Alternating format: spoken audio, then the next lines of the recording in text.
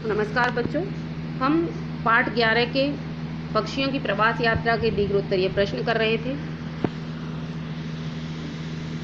कक्षा 7 के बच्चों के लिए मैं दीर्घोत्तरीय प्रश्न करवा रही थी, जिसमें हमारा पहला प्रश्न हो गया था। हम दूसरा प्रश्न कर रहे थे। चलिए यहीं से हम फिर से शुरू करते हैं। और प्रश्न नंबर 2 का उत्तर है, पक्षी प्रायः दल बनाकर उड़ते हैं। सारस और हंस आकाश में वी आकृति बनाकर उड़ते हैं। पक्षी दलों में इकट्ठे हो जाते हैं।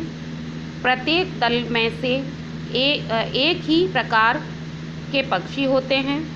हर दल में परों की तेज फड़फड़ाहट और चहचहाहट होती है।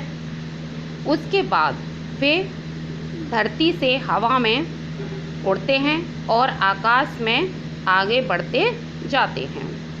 एक बार बच्चों फिर से पढ़ लीजिए इसको। पक्षी प्रायः दल बनाकर उड़ते हैं। सारस और हंस आकाश में वी आकृति बनाकर उड़ते हैं।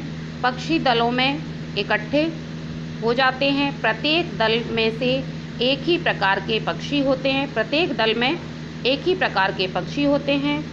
हर दल में परों की फड़फड़ाहट और चहचहाहट होती है। उसके बाद धरती से हवा में उड़ते हैं और आकाश में आगे बढ़ते जाते हैं। अब करते हैं प्रश्न नंबर 3। बच्चों प्रश्न नंबर 3 है, पक्षियों की प्रवास यात्रा के बारे में जानकारी कैसे प्राप्त की जा सकती है। पक्षियों की प्रवास यात्रा के बारे में जानकारी कैसे प्राप्त की जा सकती है? तो इसका उत्तर है, पक्षियों की प्रवास यात्रा की जानकारी उनके पैरों के में छल्ले बांधकर की जाती है। पक्षियों के प्रवास यात्रा की जानकारी उनके पैरों में छल्ले बांधकर की जाती है। छल्ले पर संख्या, तारीख, पहचान की निशानी और पता लिखा होता है। पते के साथ यह भी लिखा जाता है कि जहाँ कहीं भी यह पक्षी पकड़ा जाए तो इस छल्ले पर लिखे हुए पते पर पहुँचा दें। पक्षी के पाए गए, मरे हुए या शिकार हुए स्थान से उसके प्रवास की दिशा का पता चलता है। एक बार बच्चों इस उत्तर को फिर से पढ़ लीजिएगा। उत्तर है प्रश्न नंबर 3 का, पक्षियों की प्रवास यात्रा की जानकारी उनके पैरों में छल्ले बांधकर की जाती है। छल्ले पर संख्या, तारीख, पहचान की निशानी और पता लिखा होता है। पते के साथ साथ यह भी लिखा जाता है कि जहाँ कहीं भी यह पक्षी पकड़ा जाए तो इस छल्ले पर लिखे हुए पते पर पहुंचा दें। पक्षी के पाए गए, मरे हुए या शिकार हुए स्थान से उसके प्रवास की दिशा का पता चलता है। अब करते हैं हम इसका प्रश्न नंबर 4।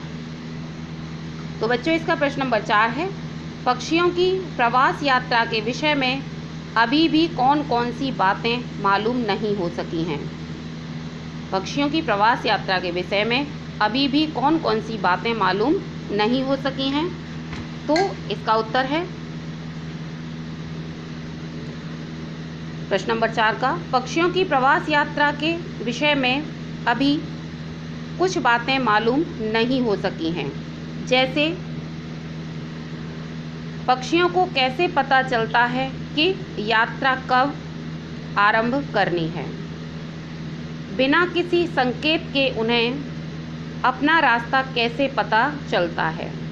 प्रत्येक वर्ष वे अपने पुराने स्थान पर कैसे पहुंचते हैं। बाद में चलने वाले पपीहे पहले पहुंच गए पपीहों से कैसे मिलते हैं।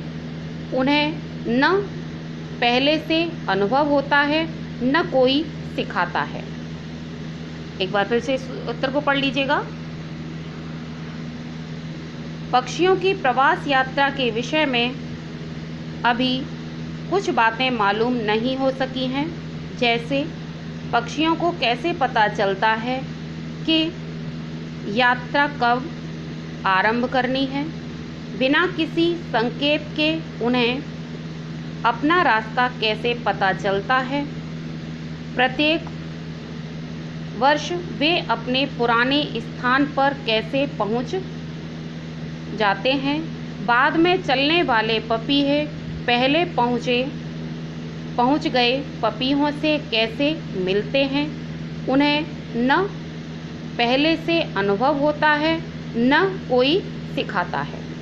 तो बच्चों, आपका पाठ 11 पूरा हो चुका है। बुक एक्सरसाइज भी हो चुकी है और प्रश्नोत्तर भी हो चुके हैं।